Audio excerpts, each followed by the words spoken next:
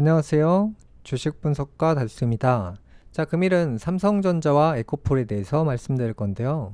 이 삼성전자 같은 경우는 제가 올 상반기부터 무조건 단타 치셔라, 단기로 먹을 거 많다라고 알려드렸고, 실제로 올라갔다 내려가고 올라갔다 내려가고 있죠. 자, 지금부터 여러분들이 잘 생각하시고 이제 장기적으로 보유할 종목들을 잘 선별하셔야 되는데요. 제가 봤을 때는 삼성전자는 사실 앞으로 한 2년 정도는 어렵습니다. 언론들을 보면 이 삼성전자가 매출이 바닥찍고 반등한다, 좋아진다, 더 이상 나빠질 게 없다 라고 나오는데요. 사실 그 얘기를 1분기 때부터 했고 안 맞았고 2분기 때 했고요. 자, 3분기 때 과연 실적이 좋아질까요? 이 경제 위기라는 게 갑자기 좋아질 수 있을까요? IMF나 금융위기가 왔는데 자고 일어났더니 실적이 좋아진다. 그러면 지금부터 여러분들이 삼성전자에 투자하신다 라고 생각하신다면 제가 보기에는 일단 투자를 안 하는 게 맞습니다. 자, 제가 이제 올 상반기 들어서 계속 말씀드리는 게 삼성전자 매매 방법은 1년 안에 파는 매매를 한다. 첫 번째, 단기적인 관점으로 몇 달 안에 사고 파는 행위만 한다. 그 다음에 두 번째 방법이 또 있죠. 3만전자, 4만전자 인근이 왔을 때 뭐 비싸게 사면 4만원이고 싸게 사면 3만전자에 매수하는 게 아니면 쳐다도 보지 마시라고 했죠. 그래서 여러분들이 몇 달 안에 사고 파시는 매매를 하실 거면 첫 번째 방법으로 하시면 되고, 자, 이제 나는 장기 투자할 거다, 한 5년 10년 들고 갈 거니까 최저가에 사겠다 라고 생각하시는 분들은 기다리시면 됩니다.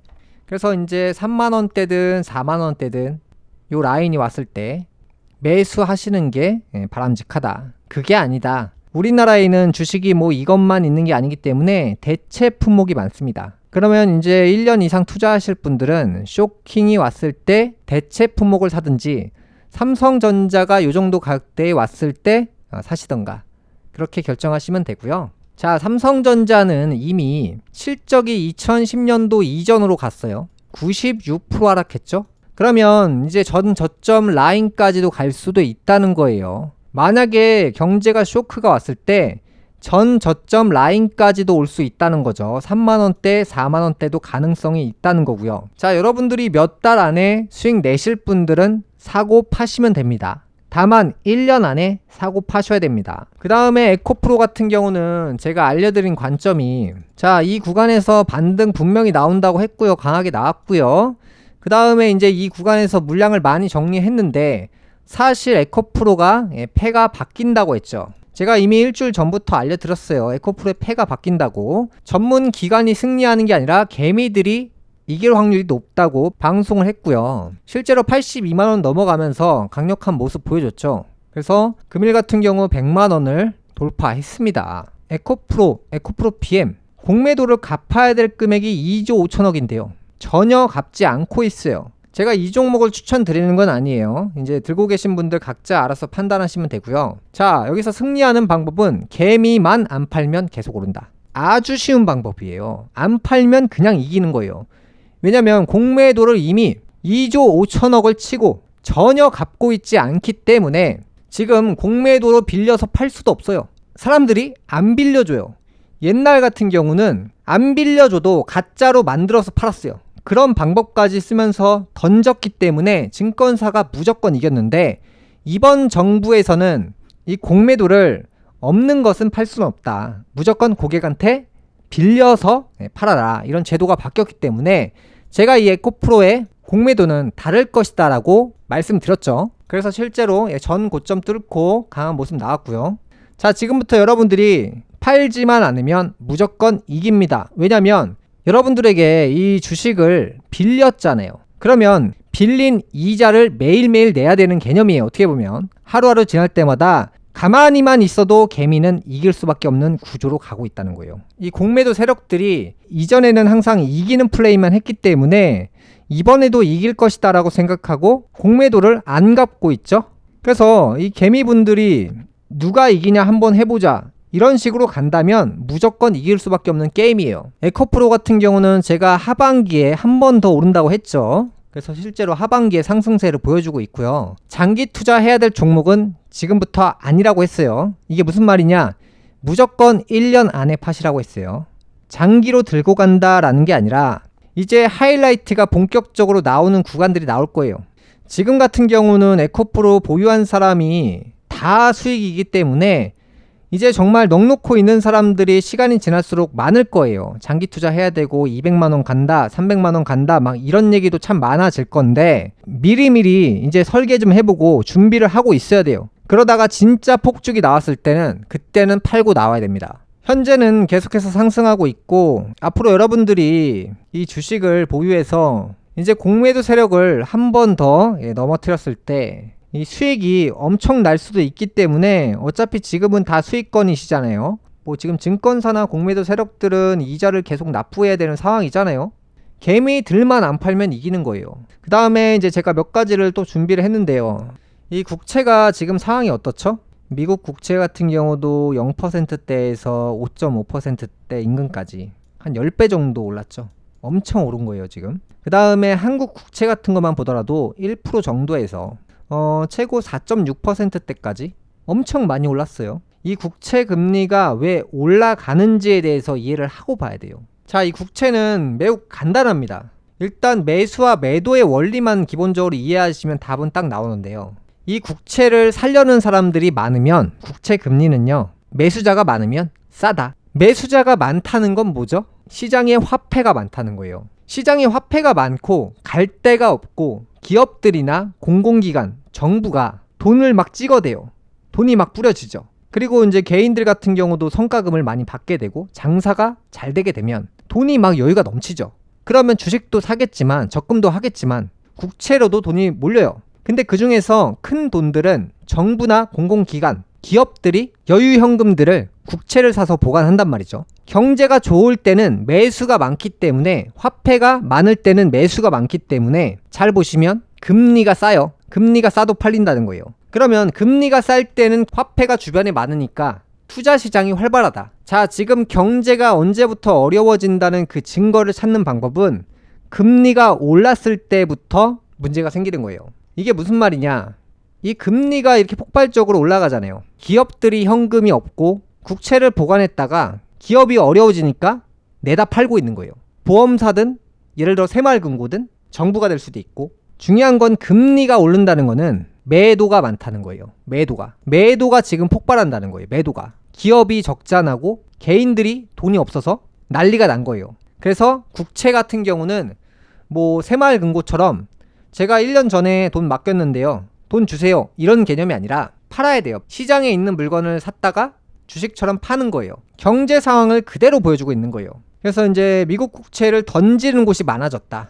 뭐 일본이나 중국이 던질 수도 있고 기업들이 돈이 필요하니까 던지고 있는 거예요. 예를 들어서 뭐 언론에 자세하게 나오진 않지만 미국에 있는 은행들이 지금 국채를 던질 수도 있습니다. 은행에 맡긴 돈을 고객들이 찾아가게 되면 은행들은 보유했던 국채를 던집니다. 기업들이 적자 나면 돈이 필요하니까 던지죠. 자, 한국 같은 경우도 마찬가지고 미국 같은 경우도 마찬가지예요. 자, 그러면 지금 이 상황을 잘 보시면 우리나라 증시가 언제 잠깐 반등했죠? 23년도 상반기죠. 국채 금리는 갑자기 떨어졌어요. 그래서 제가 올 상반기에 토끼몰이 들어간다라고 했고요. 지금 이 국채 금리가 계속해서 상승세를 보여주고 있다는 건 국내 어딘가, 전 세계 어딘가에서 국채를 던지고 있다는 거예요. 돈이 귀해지고 있다는 거죠. 돈이 막힌 곳이 엄청 많은 거예요. 그래서 이제 국채 금리는 국채에 투자했을 때 받을 수 있는 이자에 대한 항목이잖아요. 국채 금리 말고 국채 시세를 한번 보겠습니다. 국채가 지금 얼마에 팔리고 있는지. 그냥 이제 코덱스 국채 선물로 보겠습니다. 선물과 현물은 비슷하게 움직이니까요. 이 국채 시세는 국채 가격인데 사는 사람이 많으면 비싸지고요. 언제부터냐? 예를 들어서 2012년도 인근부터 국채 투자가 엄청 많았죠. 그 다음에 이제 2017년도 인근에 미중 무역전쟁 얘기 참 많았죠. 일본 무역전쟁 사건도 이 인근이었죠. 성장기였고 화폐가 넘쳐났기 때문에 이 국채 가격은 계속 올라갔어요. 경제가 좋고 화폐가 많으니까. 그 다음에 언제부터 꺾였냐면 21년도 인근부터 박살나기 시작했어요. 그래서 이제 기업들이나 공공기관이 국채를 많이 샀던 시점이 돈을 많이 찍었던 시점이었잖아요. 그게 이제 2020년도 인근이었죠. 그래서 이제 국채를 많이 샀던 시점이 개인들도 마찬가지예요. 이때 많이 샀단 말이죠. 이때. 그러니까 예를 들어서 새마을금고가 이때 국채를 많이 샀어요. 국민은행도 기업들도. 왜? 돈이 넘쳐나니까, 돈을 찍어대니까.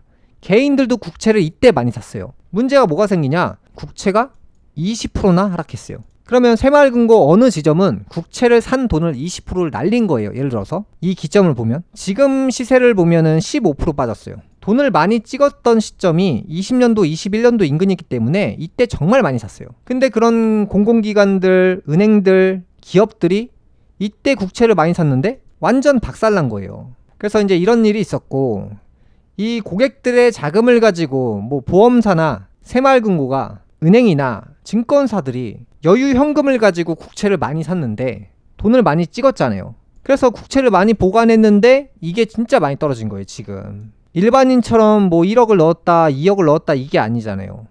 몇백억을 넣었다, 몇천억을 넣었다 이럴 수도 있으니까 심각한 거죠, 이 사태가 지금. 그래서 지금 경제가 매우 어렵다. 언제부터? 21년도부터 국채가 꺾였죠. 이게 뭐죠? 매도를 하고 현금으로 바꿔가는 사람이 엄청 많다는 거예요. 국채 시세가 완전 폭락하고 있잖아요. 지금 때 국채를 산 공공기관들이나 은행들, 기업들이 엄청난 손실을 보고 있다. 국채로 인해서. 여태까지는 국채가 계속 올랐으니까 안전자산이라고 한 사람들이 많았는데 이때 돈을 많이 찍어가지고 국채를 샀더니만 엄청나게 떨어진 거예요. 지금 이게 진짜 심각한 문제예요. 시장에 돈이 없다는 거예요.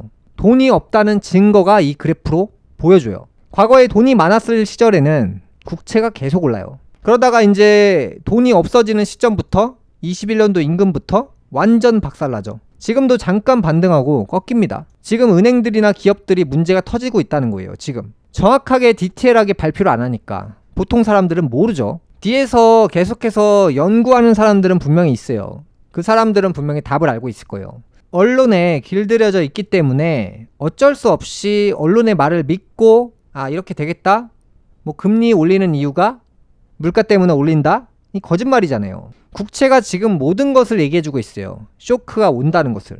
지금 예전 그 시세로 지금 가고 있다는 것도 기이한 거예요. 이 국채 시세가. 실제로 삼성전자 영업이익이 2010년도 이전으로 갔잖아요. 그게 어떻게 보면 증거일 수도 있는 거예요. 지금 기업들이 다 넘어지고 있는 신호고, 제가 이제 기업들 재무제표를 조금씩 막 보다 보면은 진짜 돈이 없구나. 이 국채뿐만 아니라 기업들 재무제표를 하나씩 보다 보면 이 경제가 잠깐 나빴다가 좋아질 기미가 전혀 안 보여요. 근데 사람들은 금리 내리면 경제가 좋아진다고 생각하잖아요. 금리 내리면 박살납니다. 진짜로. 금리를 쉽게 내리지 못하는 이유가 정부에서도 금리를 내렸을 때 시장이 무너진다는 것을 알고 있어요. 금리를 내리게 되면 사람들은 시장이 좋아질 거라고 믿는데 절대 그렇지가 않습니다.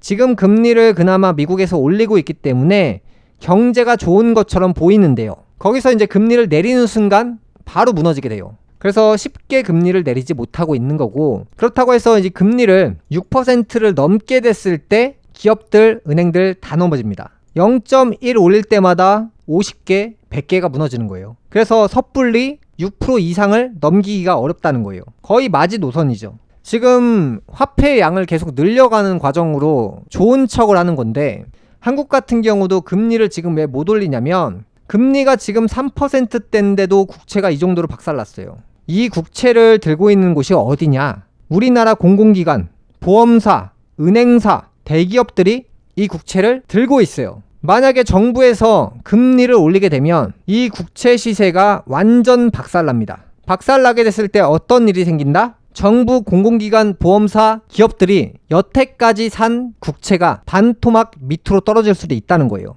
그래서 금리를 못 건드리고 있죠. 지금 정확하게 알려주지 않아요. 알려주면 큰일 나죠. 누가 국채 투자를 합니까? 이 국채 시세를 올리는 방법은 금리를 내려야 되는데, 금리를 내렸을 때는 투자 유치라는 게 더 어려워지기 때문에 주식시장이 굉장히 어려워지고 기업들도 굉장히 어려워지는 이유가, 옛날처럼 부채가 0이었을 때는 금리가 싸면 좋죠. 근데 지금은 어차피 자영업자들도 부채가 가득이에요. 금리를 내렸을 때 유동성이 떨어지는데, 옛날 같은 경우는 부채가 없기 때문에 빌려서 투자를 했죠. 그러니까 유동성이 확대가 되는데, 지금 같은 경우는 금리를 내렸을 때 부작용이 더 많아요.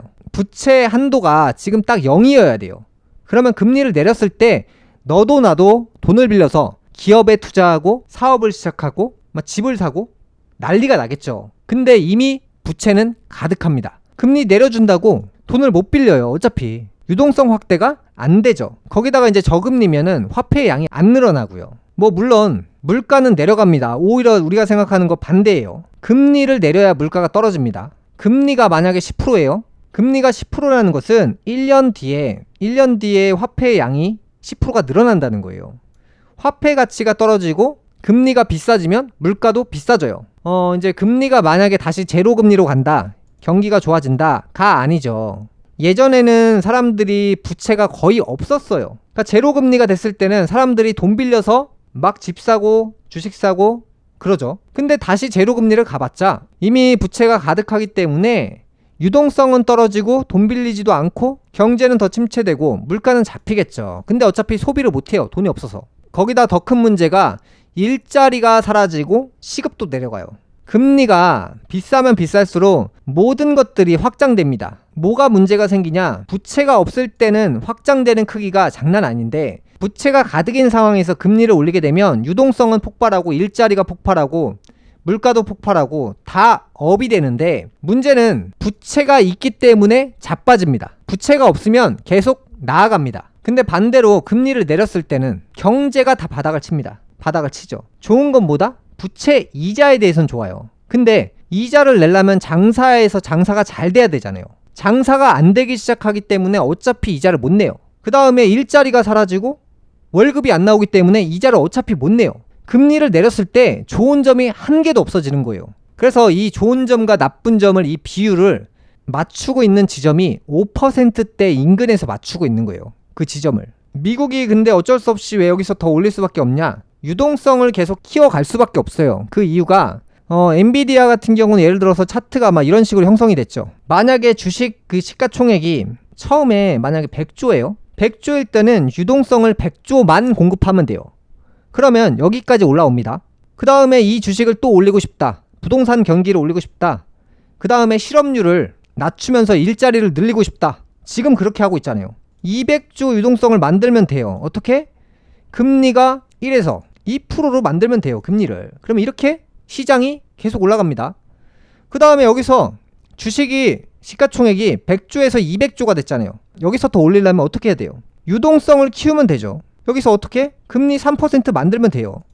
그러면 주식이 당연히 올라가요. 그 다음에 또 할 수 있는 방법이 또 올리고 싶다. 계속 비싸지고 있으니까 화폐가 필요해요. 더 높게 올리려면 가면 갈수록 비싸지기 때문에 더 많은 화폐가 필요한 법이에요. 그래서 이제 400조로 만들고 싶다. 금리를 이렇게 만들면 돼요. 그 다음에 지금 이 인근에 있는 거고. 자, 여기서 만약에 이 금리를 떨어뜨린다. 대폭락합니다. 대폭락. 왜? 유동성이 없어지는 순간부터는 대폭락하는 거예요. 이 유동성이라는 것은 쉽게 말하면 화폐의 가치를 떨어뜨리면 돼요. 금리를 올리고 화폐의 가치를 떨어뜨리면 돼요. 금리가 10%다. 내년에 화폐의 양이 10%가 늘어나기 때문에 화폐는 늘어날수록 가치는 떨어져요. 대신 물건 가격은 올라가죠. 그래서 이제 금리를 올리게 됐을 때는 물가가 계속 올라가요. 물가 절대 못 잡는다고 했죠. 이게 바로 이런 이유 때문이고 정부에서는 뭐 물가 잡겠다고 금리를 올린다. 앞뒤가 하나도 안 맞죠. 왜냐? 지금 근 2년 동안 물가를 못 잡았어요. 그동안 거짓말만 했다는 거예요. 금리를 올리면서 버틴 것 같지만 자국에 있는 기업들이 파산하고 있잖아요. 미국이. 근데 다 가리고 있잖아요. 어떻게든 좀만 더 버텨라. 유동성 키워줄게. 부채를 더 쌓고 있잖아요. 부채를. 그래서 이게 당연히 터지는 게 맞는데 이걸 모르면 이런 디테일한 부분을 이해하지 못한 거예요. 금요일 방송 여기까지 하겠고요. 다음 시간에 뵙겠습니다. 감사합니다.